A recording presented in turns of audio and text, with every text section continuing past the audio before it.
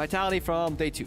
And it all starts here with the picks and bans in the draft, because that is where they faltered, at least for Splyce. So the first ban out will be the Trundle, coming in from Splyce, and the Gangplank, well, we kind of expect to see Gangplank now bans on the red side. With a Trundle ban, what we see a lot in Asia, so both in LPL and LCK, is just an insta-lock first pick Alistar afterwards, because Trundle actually does well against him in lane in theory. You can still play his losing matchup decently, but then Alistar just goes up in value, and obviously over there Poppy isn't valued as high, so in Europe maybe Poppy support could be the counter pick, but that could be something that Splyce is looking at. You know, if your pick and bans are failing, look to the superior regions overall and see if you can copy.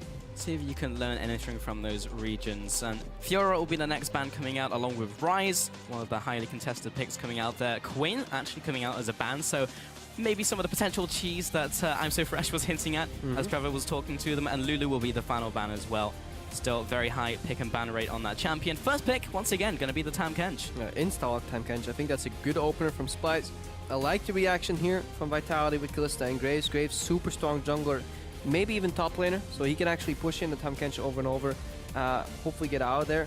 And Splyce, they have answers available though. They can pick Poppy support to completely annihilate the gap closers from both Graves and Kalista overall, or they can just go with what I consider very meta picks here with the Alistar and the Elise.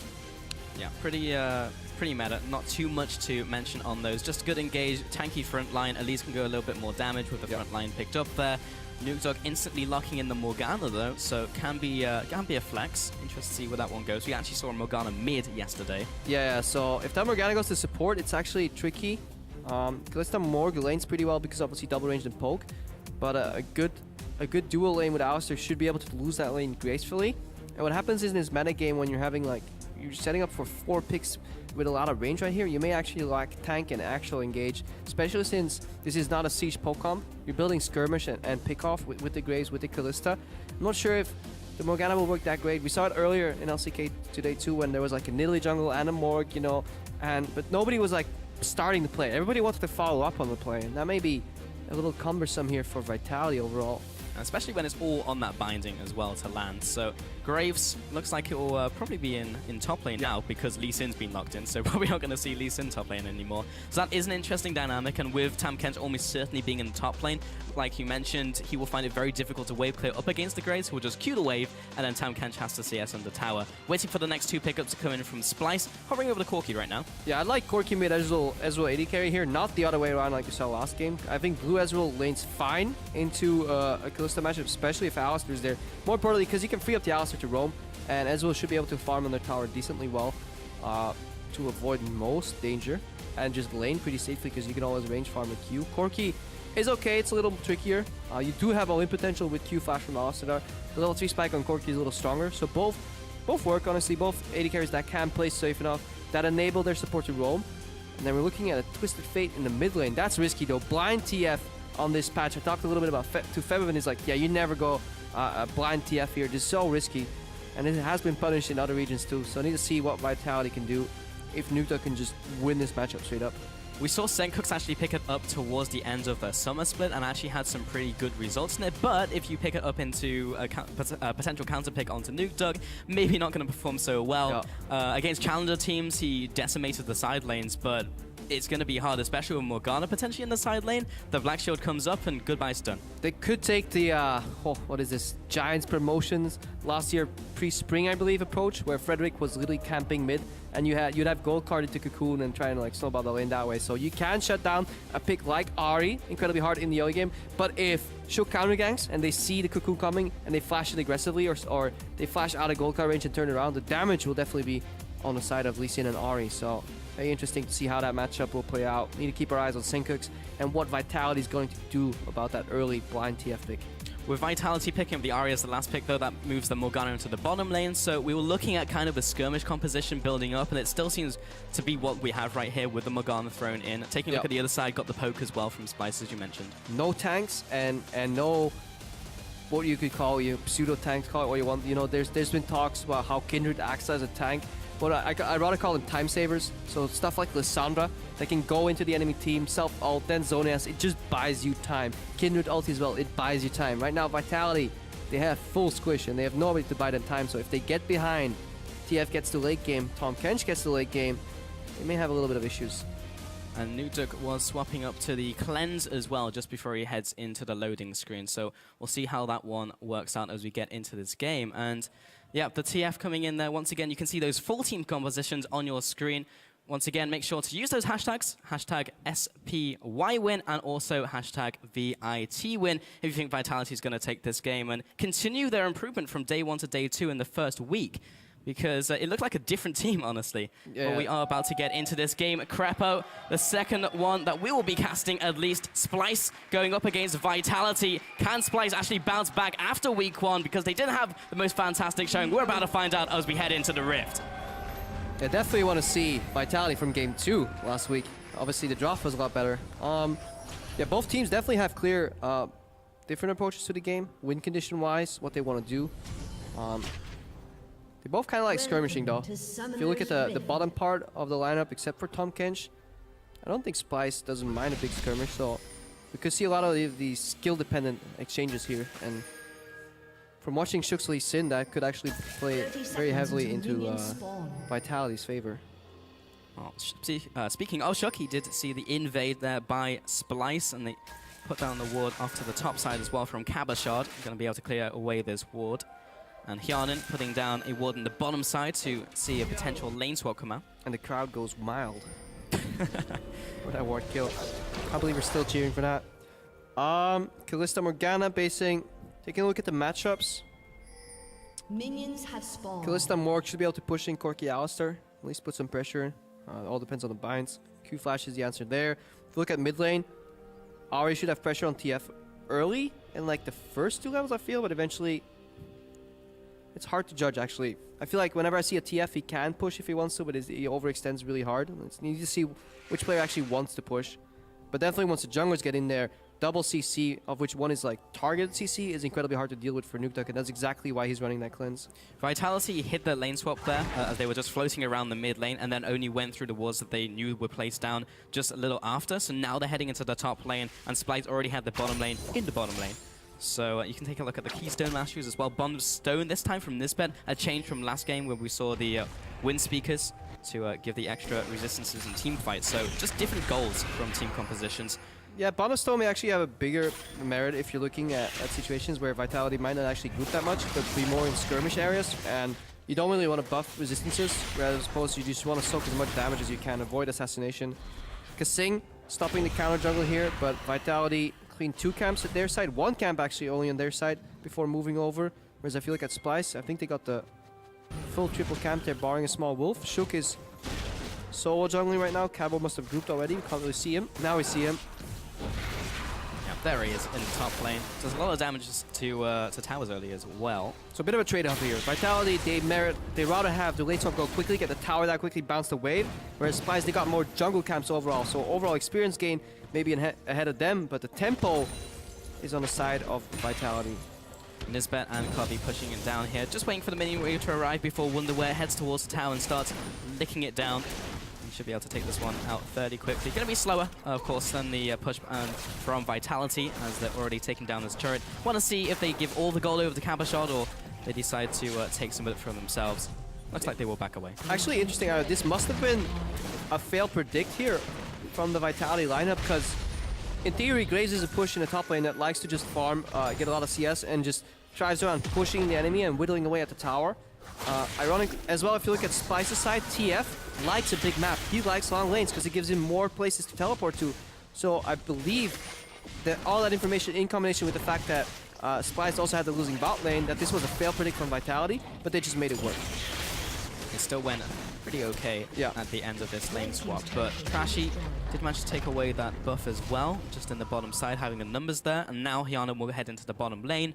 KaSing going to be a little slow there, but may look to put down his pink ward, maybe in the middle lane, maybe a defensive one, or just put it in the river as well.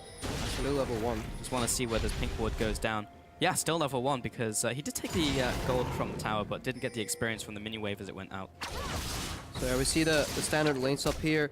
The mini freeze, and now technically Cabochard should push out this wave in the top lane because he knows there's likely a bot lane coming his way and he'll get denied or even dove in the top lane. So he could actually just cash in with a lot of experience here. And if he pushes this lane and Splyce decides to freeze, it's fine for him because freezing in this meta just gets punished super hard. So he takes a little bit of CS, pushes the wave back. I like that, as opposed to just, oh yeah, I can freeze this lane. It never works, because they're out to push you off. Or look at who's coming here. Nisbeth is coming, Trashy is coming, Kobbe was aware. He cashed out with a lot of CS, and that puts him in a big advantage compared to Wunderwear. And this is where you reap the benefits of that tempo in the early game. This is why you want to be the first guy to kill that tower, because it helps your top laner get ahead. And ahead he is 21 CS to 7. Bottom tower now going over to Vitality. Nisbeth in the top side will also push this tower with that triple man stack. Going to be a little slower than the bot side once again, so still maintaining the tempo. Vitality are slightly ahead. Cabochard, I want to know where he goes in terms of item build as well in the top lane. We've seen a lot of variation. One in the jungle grade, also in the top lane. Ghostblade has seen some play. Also, so has the core of Moore and Sterak's, which makes you literally impossible to burst from any mid lane. It's a mid laner's nightmare. I definitely haven't seen too many Graves tops. I like to bring it out. I wonder where he's going to go now. So this is all nice and well, but these towers will even out, and it will leave the map open. So we need to see once Sencux hits level 6 what he can do, or if Nukeduck's actually going to put pressure and roam himself to make some plays. Vitality do seem to have a better grasp of the lanes up overall, but because of the extra jungle taken early by Splyce, the gold remains exactly even. It's just divided a little differently. And Hjarnan and Shook head back into the top lane. Shook going towards a warrior enchant, so still this skirmish team we were talking about in Champion Select, just gearing up for that and trying to take some of those mid-game fights. And Sencux is now level 6, along with Nukeduck, so will he make those proactive plays? Or will he find the opportunity to? Because in the top lane, it's going to be 3 versus 1, so can't really jump up there. Yeah, we've seen that Wunderwear does not play well from behind. But he needs to yield that wave right now, and he will get a big push coming up to tier 2 in the top lane, and he will need help farming up. If he gets denied that big wave that's massing up right now in the top wave, that will probably be a crucial point for the game. So we'll need to see Nisbeth hopefully base. Maybe it takes long enough for Corki to base and pick up a package. I don't know exactly when it spawns, but he will need some assistance. And the Herald going over to Vitality as well, happening to be on the top side of the map because of the lane swap and how it all shook out. And that will go over to them. So I want to see who they give it to as well. It may indeed be Shook, so he can go for the push, or maybe KaSing as he heads up there. It's going to be Shook. Also gives him the extra damage and movement speed. Movement speed for Elise, so he gets in position. If you have equal movement speed to him normally, he can never get into Q range, because by the time he casts Q, you keep moving, he's out. But with the extra movement speed, you can actually get into positions. Look at Kobbe too. He knows he can't farm safely in the bot lane, so he's just going to base and try and group in the top lane. He sees enough people defending in the top lane, and he alters his path. So Kobbe, only what he wants is to farm in the bot lane safely. If he can't do that, he's fine joining in the top lane and teleporting back. The second he sees help from Splyce in the top lane, he returns to the bot. And Vitality is still slightly further ahead with the blue spawn. That will also go over to them. Nukeduck was even able to head over and just take it with an Orb of Deception. So that goes over to the middle lane on top of the Herald that Shook now has. So Vitality slightly ahead in this game after the lane swap shenanigans. 600 gold in terms of that one. And continue to push in the top lane. Wunderwear will find it difficult to clear this wave by himself, but Hjarnan and KaSing back off. Yeah, and Kobbe froze. Like, he's freezing right now in that bottom lane right now, and that's actually pretty rough right now. Kobbe did not manage to push it in, nor did Kobbe push super slow to deny any additional CS or stack a big wave that he can then use for a map play. He just kind of very meekly pushed it in, left some creeps there, and Cabochard is reaping the benefits right now. Leave that there for quite a while. That was actually a big stack of minions, so it's still winning out in the minion war. Elise just in his jungle, farming away, took the red buff. So 8 minutes into this game, and it's all just been the players moving around the map. Still, Sencux has not used his ultimate yet, so that one is still up. Gone for the Catalyst, in fact. Wow, and he's actually handing it off. He's handing over the freeze to Hjarnan, who's now going to slowly push it out. Something I thought I'd never see Cabochard do. It's like, this farm right here? Nah, you take it. Yeah. Surprising, but he's still ahead of his counterpart, Wunderwear, and has now gone for the Serrated Duck. Also with the Swiftness boots. Nukeduck in the mid lane though. Potential. That's Guns. He's fine. Out. Yeah, and the ultimate. So, yeah, that's Guns on wave clear. So now we're looking for a potential 5-man dive in the top lane with the gate from Twisted Fate. So we need to see if Kobbe gets help. He has that like one-shot wave clear with his ulti too that he can expend, but he's under pressure right now. Can Vitality counter? Do they know this is coming? Well, they do now. Cabochard's going to take the volatile Spiderling as he waltzes back to his inner turret. It was inhibitor turret rather. KaSing and Shook are already there, so that minion wave is going to evaporate. And now Splyce will look for another play to happen. So it didn't work out this time. and most likely won't be able to get the mid lane gank off either. And plus Nukeduck went for the Abyssal Scepter first as well, so he's got so much in his kit to get away, and even if they get on top of him, the AP damage is going to be reduced. Hjarnan in the bottom lane now pushing. Also want to touch on the fact that Shock is 2 levels ahead of Trashy. Yeah, and the biggest problem I have personally with this play is that Hjarnan should never be allowed to do this. AD carry should never be allowed to start pushing at his tier 2 tower all the way up to the other tier 2 tower. That's very hard to say sometimes. Without any wards, blind. All because Splyce went for the super obvious, okay, let's try to dive top lane. That got countered. Meanwhile, Shook can invade this jungle pretty much blind because he has support from his teammates. Splyce are playing from behind when they have a global ultimate in the mid lane with an Ignite TF. This is the time where they should have those proactive plays, because the package just got picked up as well by Kobbe. Or just predict the fact that, hey, look at Kalista, he's alone in the bot lane. Let's just not try to dive at Graves. Maybe that's a recipe for disaster. Let's just focus on getting Tahm Kench with his ultimate, get behind him until Kalista. Twisted Fate comes in, he's dead. Suddenly you have the map under control. You can start making these plays. But they're sitting back, going for a very, very obvious play. Vitality, they yield, and then they take something else. Shook has invaded blue buff, red buff, and Trashy is having significant issues farming. The ripple effect is actually very impressive in this game. All off that first turret, Vitality were always slightly further ahead, slightly faster to go for that play. And also theirs worked out as well. Nukeduck getting another blue as well, so he's had basically 100% uptime on his blue buff. Yeah, and it gives him mid lane control, it gives him the CS advantage. He has now built Abyssal, so even if he gets comboed by Gold Card into Cocoon, he likely survives long enough that 3 ulti stacks get him out. KaSing baiting Cocoon, has Black Shield. They see them coming from a mile away because the vision right now is there for Vitality. Look at the river, triple pink ward combo. That gives Nukeduck a path that he can move in unspotted, that he can then put pressure on the map. What type of situations are we looking for Splyce to get into? Because maybe if they get a pick onto Nukeduck, or Nukeduck gets a pick the other way around, that's so much damage. He knew exactly where that Cocoon's going to end and then trades back. Like, look what Nukeduck just did. He annihilated a triple gank, still has pressure in mid lane. That's a red card, that's the wrong one. Clears that minion wave, was all intentional, I swear. And now, Nukeduck just with 1 Q clears that whole back line, and the wave clear just from Ahri is so strong, and then Cabochard turning up with the Q, that minion wave is gone. Yeah, so security in mid lane in terms of wave clear. That leaves KaSing able to babysit Hjarnan, because this time they may actually send TF there to kill him, maybe with Abyssal Voyage from Tahm Kench. Tahm Kench is visible in top lane, so very few pick opportunities though. Even though an open map should play in the favor for Twisted Fate, it's just not happening for Splyce. They're not getting the setup they need. Not getting the setup. Sencux still has his ultimate to be able to be used, but even if they get, also if they get caught into a situation where it becomes a skirmish, Vitality are ahead in most of their respective roles, if not all of them. So they'll probably end up losing out in those fights as well, unless they get the numbers advantage with the Twisted Fate from a setup situation by them. Shock is actually going to be seen out by this ward, so they have that little bit of information. Can they make anything happen from it? Sencux is leaning towards the top side of the map, and a lot of pings are coming out from both teams, so ultimately it looks like this is going to fizzle out. Yeah, Wunderwear is just playing catch-up. He doesn't push the waves as quickly as his counterpart do. Shook, this is what we're... Observe this, please. Why are we zooming in on a pink ward? We do not enable cheering for wards here. Oh, we just did. And we're back to... If Rift Scuttler is the... Or Rift Herald, rather, is the main objective on the map that people are taking twice, it means you generally have a boring game. Something's going on. Yeah, I can't disagree. Now, the Rift Scuttler as well, about to go down. Destroyed out there by Splyce as they move into the middle lane. Hjarnan gonna do a bit of damage to this turret, and then Sencux is gonna wave clear it because he's Twisted Fate, and he does that.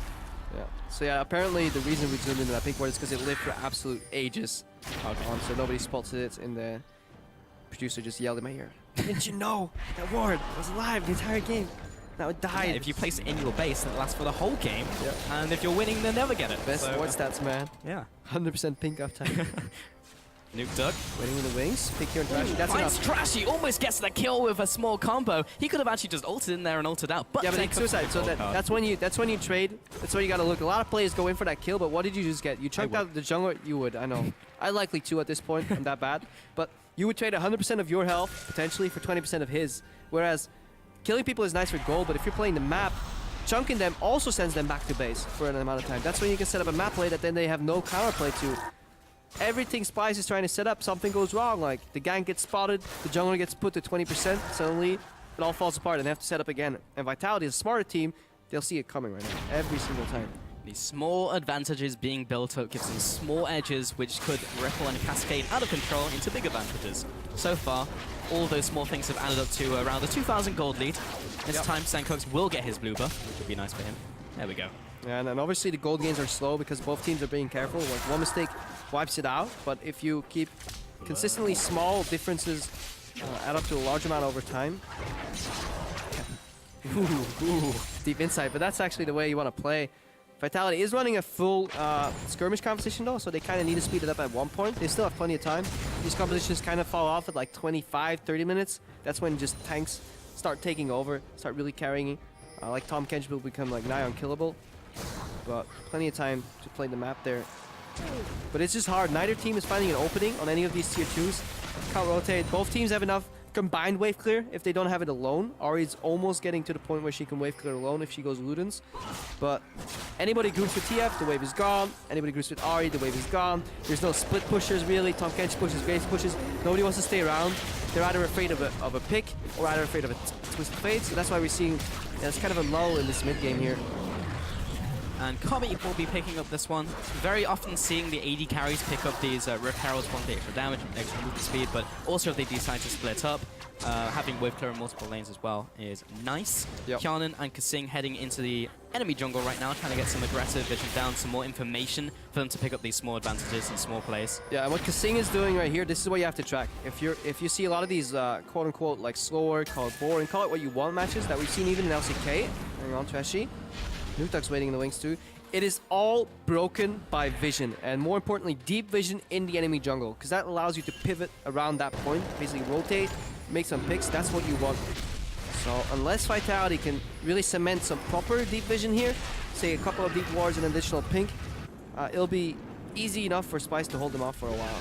So that's kind of the breaking point of this very stale mid game. It's deep vision and then allows for picks. Second dragon of the game should be going over to Shook here as well. It's not answering a lot of the questions as well that we have with some of these teams. Vitality from day 1 to day 2 in week 1. Gonna hold that for a second because Sencux comes in, lands the gold card, but also gets charmed up. So Nukeduck is able to get away and has cleanse and has flash. Yeah, he doesn't care.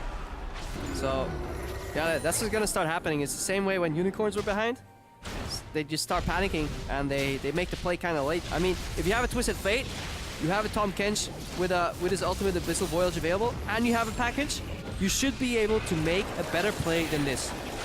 You should be able to force some lane somewhere. Somebody has to be out of position. Whether it's your mistake for not setting up the vision appropriately beforehand to allow yourself to capitalize on that mistake, that may be the case, but going for that play, that is definitely subpar from Splyce.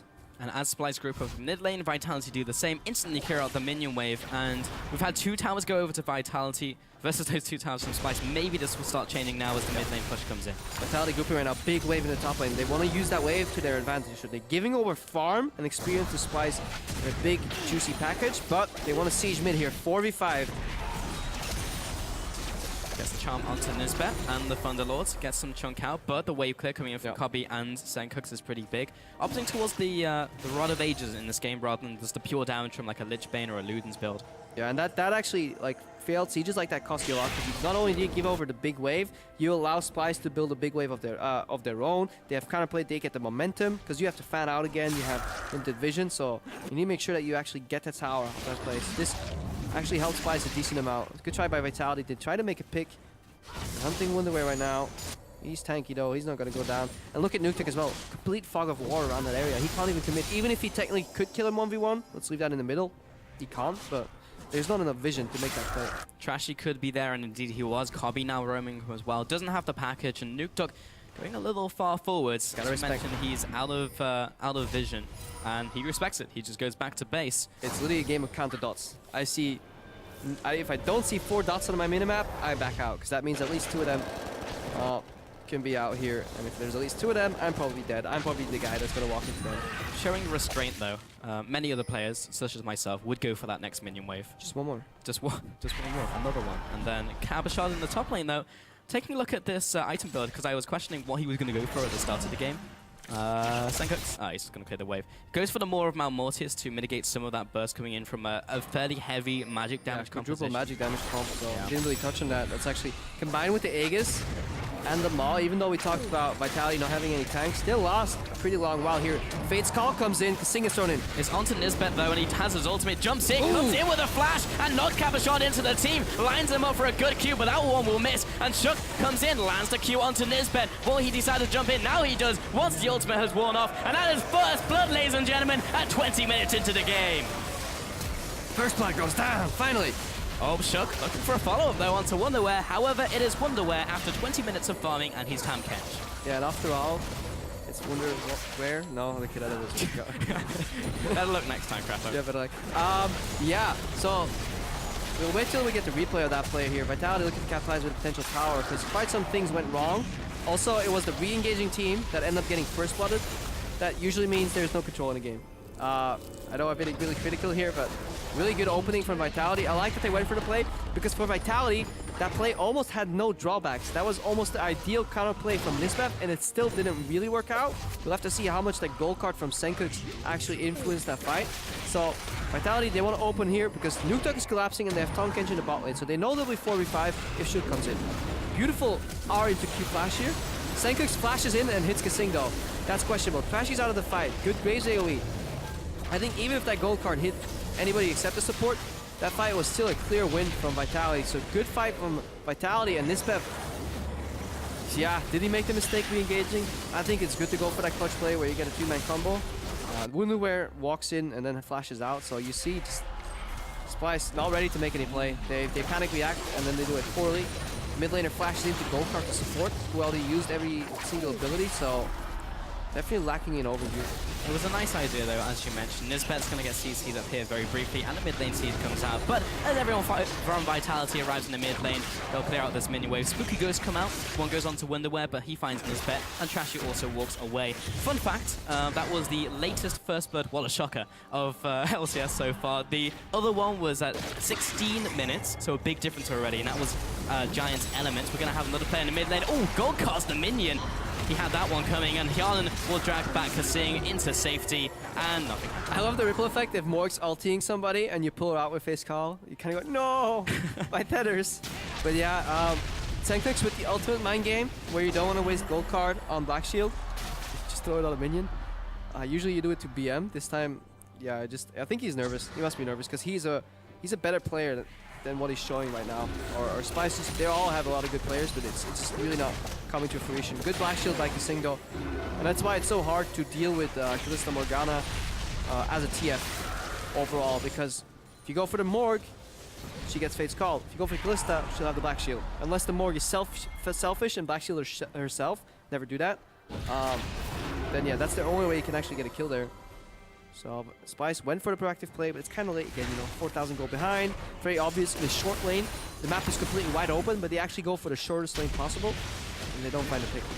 Nukeduck now in the bottom lane, split pushing. He's a pretty strong duelist if you take a look at the lineup of Splyce. Wunderwear, he probably can't burst them and the team can then react, but Corki is way far behind him. He'll get instantly nuked down. Mid lane, Sencux has now picked up the Abyssal, is a fair ways behind in terms of gold. This will be the third dragon going over to Vitality, and this may be one of those games that we may even see a fifth dragon come out, because that ball starts to get rolling very early into the game. 23 minutes and only three dragons over to Vitality. Yep. So a lot more move speed here right now from the dragon. Cabo's waiting in the base. Potential teleport home guards gank that he can do. Obviously you get home guards for free right now. Has the swiftness, so a lot of mobility on Vitality's side. Kobbe is sporting the package though, so he's looking for a play. Splyce is looking to group in the top lane. Nobody left in the mid lane, so they're actually looking for a pick or a dive in the top lane here, trying to force something with that package. We see KaSing here, and you see a lot of numbers, but the one you should watch here is 12.0 average pink wards per game. So KaSing really making use of those really strong pink wards. So if you want to be like Vitality and you want to be like KaSing, buy more pink wards and place them. And he's bought 6 pink wards this game compared to Nisbeth's only 2. So even in this matchup, he is placing way more wards than his opposition. Obviously, and we'll get into that later, Shook goes in. Vitality looking for a gauge. Black Shield on Shook. Nothing happens, so I can tell my story. There's an upper limit on that. If you're buying too many pink wards, you probably want to learn how to place them better. You have to look in depth if KaSing is just having very poor pink ward placement, but I doubt it. But yeah, the strength of moving your pink wards around is seriously underrated. especially as the game develops. If you're getting an advantage, you want it to be deeper. If you're falling behind, you want it to be closer into your jungle. Sounds kind of obvious, but... Hey man, everything sounds obvious once it's explained. It's just hard to piece it all together in the game. Right. A lot of these concepts are super easy once explained, and when you have all the vision. To do it in the game on the pressure, a lot harder. Cool little thing that from Nukeduck, he could have opted to send his Q to the wave to instantly wave clear, but they're so comfortable that they're actually using their wave clear abilities to start poking out the enemy too. So they're not worried about sieging at all. So Vitality, yeah, in prime pole position right here to take this game. Take a look at the ways that Vitality can get into a fight as well. It's like a Charm landing or Shook landing a Q, but there's not a lot of good targets for him to land a Q and then follow up because he instantly gets CC'd out. KaSing, again, just looking for a binding or, again, the Charm from Nukeduck. So it's difficult for Vitality to get into a fight. And you've seen the reactive plays they've had which are working out very well for them if Splyce go for their fight. And once again, Nisbeth's going to jump in. He knocks away Nukeduck, but misses up the combo. Shook is going to get CC'd under the tower, and he goes down. But now the chase comes out from Nukeduck, and it's so many low targets. There's another charge. Picks up one, picks up two. Looking for a third kill here as he jumps forwards onto Trashy. Very low, and doesn't get the last Q to finish him off. But Tahm Kench was left in no man's land, and he'll go down for the third kill. 4 kills now over to Vitality, and 3 picked up in that last fight.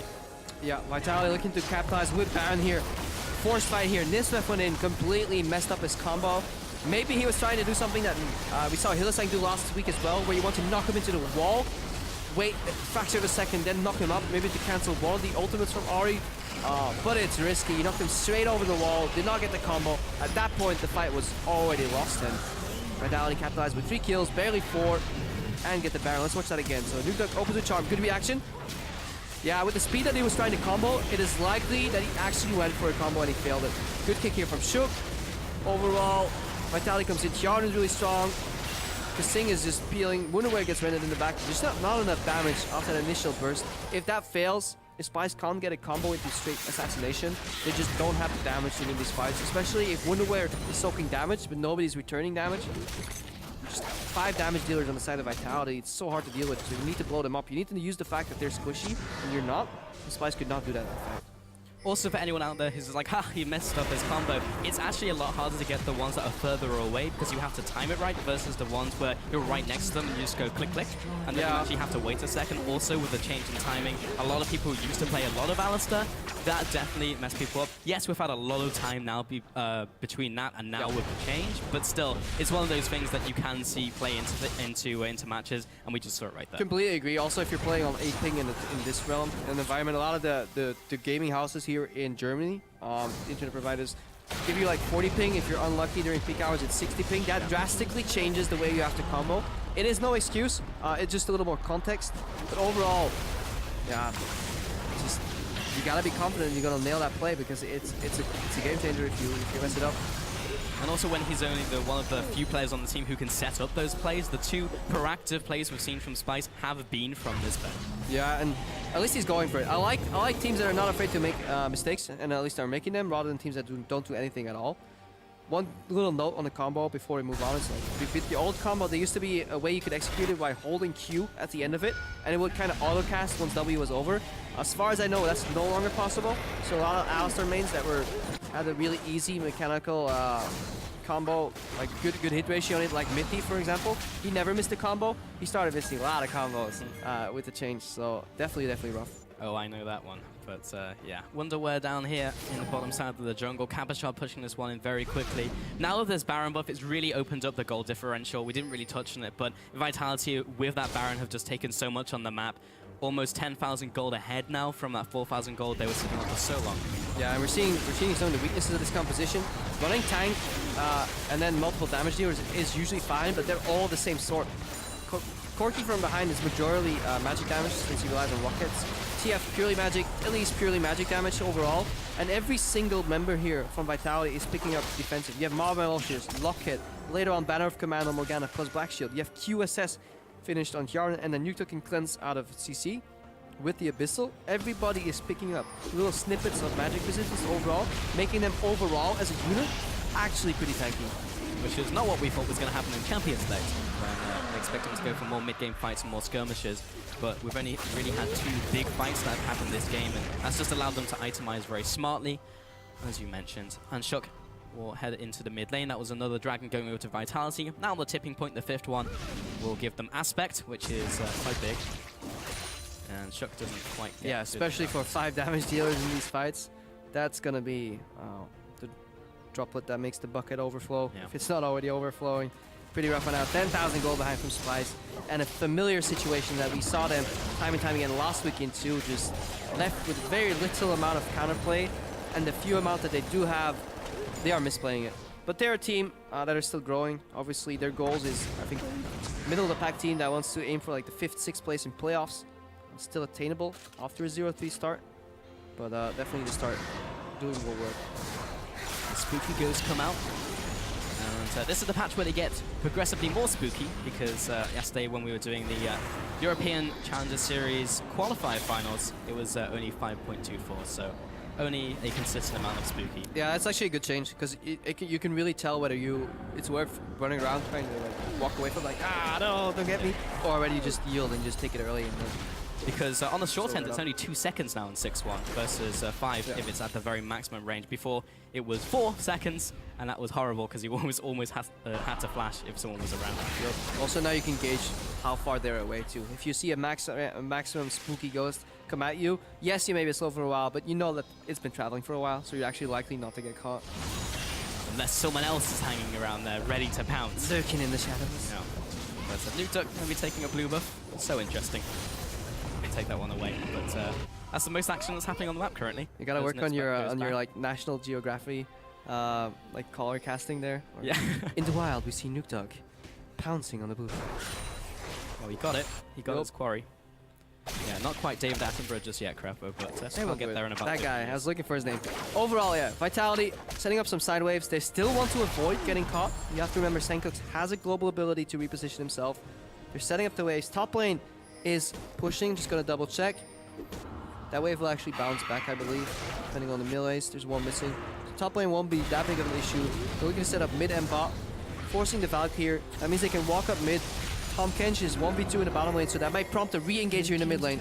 Potentially engaged coming out. Sencux immediately bound up by KaSing though, and we'll get the CC down, but the composition is very squishy from Splyce, but it's actually Nukeduck who is the first one to go down, and this is actually an advantage to Splyce. In the bottom lane though, they are taking so much. Yeah, Wunderwear is just watching them take the base. That's just sad.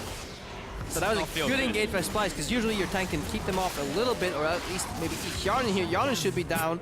Got him. Wunderwear, I want to know if he could do that a little earlier. It sounds like he shouldn't be able to give up 2 towers and then a hit before he can deal any semblance of counter damage right there. But good pickup, good reaction. This is what we don't see from Splyce, you know. Vitality, you get greedy, you send 2 people in the bot lane. We will teleport in with Twisted Fate. The Black Shield was selfishly used by KaSing on himself. He could have used it on Shook, which could have been a disengaged kick. That it ended up costing Nukeduck his life. So it's funny how that snowballs, but really good move there from Splyce. But ultimately that was 2 kills for an inhibitor turret and an inhib. Oh, still worth it. But it was the best play they could make in the losing situation. Again, they did make another proactive play, which is good to see from Splyce. Yeah. Well, technically reactive. Call it what you want. They made a play. Yeah. It was good. They did something. They did things. People died. Inhibitor just dropped. League of Legends. We had some action. It was Resident Sleeper for a long time in this game, but Nisbeth was making things happen for us. So that's I'm actually going to go back on my screen and see like what Wunderwear was doing. Oh, so what actually ended up happening is there's no action on the main screen. Nope. That always happens. I got you. Yeah, you got me. You spotting me? Yep. Wunderwear actually ran to the fight. So he didn't actually stop because he assumed everyone was going to run to the fight. So Cabochard and Hjarnan just walked into the base, took the tower and the inhib, which was actually already on very low HP, I think. But that can't be because the tower was alive. That's weird. That's a spectator bug. Yeah. So yeah, they just took the inhib for free, and then Wunderwear came down and killed Hjarnan. So that was actually a pretty big mistake from Wunderwear. At that point, your job is to protect the base, not join the fight. He eventually got the kill. Cabochard clearing all this minion wave, pushing minions. And so will Sencux, who will also push minions. Wunderwear in the bottom lane, going to be farming away. Still very tanky though. Yeah, he's very tanky, but Vitality are choosing the option to not fight him instead. Vitality can repeat the same process they did earlier. So they did a 4-1 or a 3-2 push there mid to bot lane, because bot lane is already pushing right now. They can repeat that same process and in the process get vision control around Baron. So this is probably the winning play for them, where they get deep vision in the enemy blue jungle They deny any vision from Splyce. They use the Fog of War to either create a pick or get the Baron, and then they go 4-1 split push to seal the deal.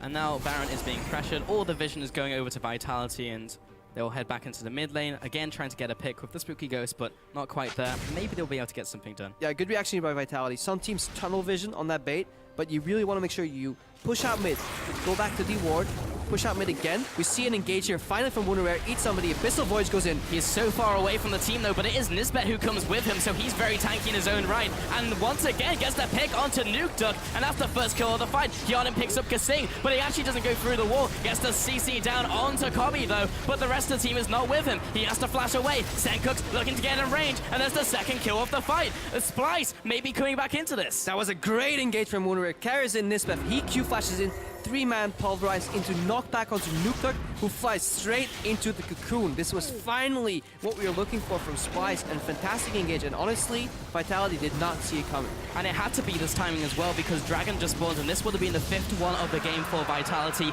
now denied for Splyce. But this fight usually leads to a Baron. Right now, Vitality had 5th Dragon pressure, so Splyce had to opt to take that off the table first. They may head to Baron right now, but with death timers approaching, 15 seconds, they can't actually capitalize. They get a first Dragon, which is great, but they could have had a Baron if they managed to sneak at least 1 Dragon earlier in the game. Very true. Cabochard just up there in the upper side of the jungle, and it's difficult for Splyce with that bottom inhibitor being down so far away from where the action will be. Luckily, Wunderwear can do a decent job of clearing out these minions, and he's the one with the teleport, so they should be able to react to Baron if it started up by Vitality. Yeah, he played that fight a lot better, so we gave him some criticism earlier, but he soaked a lot of damage, and more importantly, he was actually purposely walking the skill shots, which you have to do on Tahm Kench, to create room for his allies to really carry that fight. It was a good engage as well, bringing Nisbeth with him, the other tanky member. It's always wondering, like, Tahm Kench comes in, it's like, who does he have in his belly? Oh, it's Alistar, run. Yep, get out. Nukeduck did not in that last fight, but he still has his flash and cleanse coming into this next fight. Actually, not a lot of summoners were burnt. It was actually only really from the supports. We're going to wait for this Baron setup to come in now. Yeah, that's the problem. Now they can bait Baron, and they don't have the trigger on the Alistar. They don't have the Q flash. Sencux does have ulti. Wunderwear does have Abyssal Voyage available, but he actually needs to land behind the team right now to actually flank. But in that instance, if then Vitality charges forward, you're also screwed. So really, really tricky. Team's inhibitor is respawning soon. That was not the package? Was that the package? That was the package, That yes. was the package. A waste of a package. It was unfortunate because he got hit by the Spooky Ghost, and with Vitality closing in, with a lot of flashes available and the kind of threat range being very wide from Vitality, he had to use it defensively. Vitality looking for a setup here in the Baron pit, but with Elise Spiderling coming out, they're just going to read that one. Yeah, Wunderwear split pushing in the bot lane. So that's a good bait though. Trading 1 bait opportunity without losing anything on the other side of the map for TF ulti. They can just push out mid right here, zone with the Spooky Ghost, zone with the binding. That's going to be some poke that forces the ultimate on Nisbeth. Has to use the ultimate with the CC chain coming in. And then they go back, they bait again, and this time there's no TF ulti available. Splyce did not move in far enough to place a lot of wards. Vitality can use the Fog of War to their advantage. And they just surprise Splyce maybe, but even instant-starting it. That's risky though. Now the Abyssal Voyage play can't really work with Nisbeth, but they're already in range. Maybe they can get a pick onto Wunderwear, but he is very tanky. Will be going to Grey Health. Now Trashy and Kobbe come into the fight, but is it too late? Because the top laner is down. Repel comes up. Nisbeth only now combos, but he has no ultimate from the last play. Sencux has to try and get away, along with Kobbe, but only the carries are alive. He has to burn his flash, but they're on the wrong side of the map. 3 for 1 over to Vitality. That's bold. Engaging on the Tahm Kench instead of the 4-man flanking party. Bold move here from Vitality, but it pays off. They kill Tahm Kench off tearing through their entire grave health. Kobbe gets caught. That is not good. He's going to be CC'd for what feels like centuries, and that means that Sencux will also go down. Finally, Vitality can go back to the Baron, take this one out, and take a lot in the base of Splyce. Yeah, a lot of control that will come off this Baron. More importantly, they just won another fight, another ace. Gold cap going up right here. 11,000 gold right now. Getting some really, really big item points. Nisbeth's flash is up again, so we're looking for that. That has to be the game-winning play here. Nisbeth needs another Q flash into knockback to one-shot one of the members. Yeah, either Hjarnan or Nukeduck would be one of the value pickups. Cabochard, though, sitting in the top lane, still doing a lot of damage. Has gone for that core of the Maw and the Sterak's. Also gone with the Ghost Blade, and now picking up the Bloodthirster for additional shield. So it's very difficult to burst him down. Yeah, and just keep your eyes, well, actually keep your eyes on this play, and then keep your eyes on the vision later. So they engage on Wunderwear, take him out. He still gets his great health off, but they peel upwards. finish up Wunderwear, and then they go on the remaining team members. At that point, once your tank's down, if you can't return any damage while your tank is soaking it, you're probably in a rough position. But you see just the power of tank Tahm Kench there, though. The amount of damage he could soak 1v5 was just, yeah, insane, though, honestly. Kobbe here gets hit by the bind, really good bind. If that bind misses, this Baron fails, by the way. So this was absolutely crucial. So much damage coming out. Again, these are 4 members without a real tank. Baron will deal a whole heap of damage. Back to the vision point. KaSing has placed 16 pink wards this game. 16. That's Wow. 12. That is 1,200 gold, if I do my math correctly, that he spent on pink wards alone. That is a true support. That's not a lie. And yeah, Kobbe still had flash up as well when he died there in that fight. So he probably should have flashed the bind. Really triple. Yes. Likely. But yeah. Still. The bottom lane siege now coming in with those Barons up minions. This will be the last chance saloon for Splyce to get a good engage off. As you mentioned earlier, Krakow. That's in Poland, I'm here. We're going to have to get a really good engage from Nisbeth. He has his flash, however. Kobbe gets chunked before this fight happens. The inhibitor's still alive, but is going to go down extremely quickly. Sencux is trying to get the CC down onto one of the carries. He gets it off, but has to go into Zhonya's. Now he is not in a good position. He will be falling. In fact, he goes into Wunderwear. He spits him to safety, but maybe Wunderwear going down as he goes through his grey health all the way into the death chamber. 1-0 over to Vitality, and now they close in for the win. Yeah, grey health into grey screen there for Wunderwear. Nobody there to eat him. Sencux ulti goes out. Pulverized combo from Nisbeth. But there's no one to follow up in this fight. Sencux and Kobbe are too far back. Sencux pops his ultimate, but where is he going to go? Back onto the spawn pad. There's very little that Splyce can do in this situation, and Vitality are literally just toying with their food as they take down the Nexus itself. Now they go for the final fight, padding their stats in the Fantasy LCS. There goes the Nexus. Vitality take home the win. Slow and steady mid-game there with just chipping away from Vitality at the gold from Splyce. Really taking away small camps, a little bit of vision advantage, pushing here and there, chipping away the towers.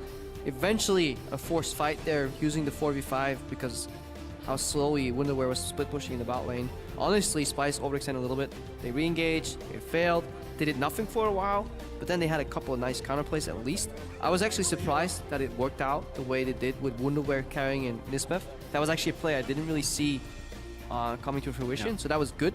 That Splyce managed to surprise their opponents.